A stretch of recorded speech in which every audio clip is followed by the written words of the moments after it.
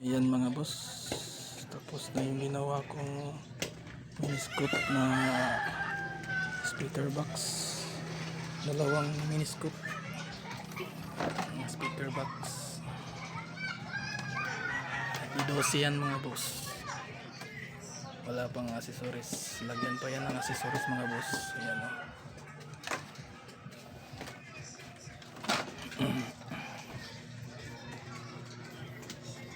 Ito yung dalawang speaker na ilalagay dito, 500 watts kada isa.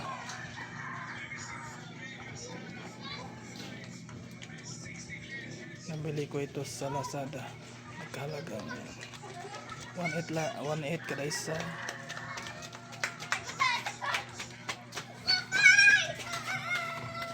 Ayan.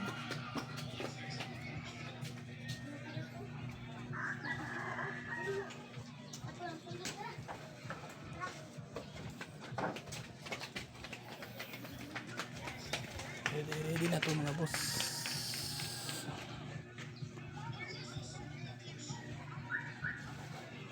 Okay.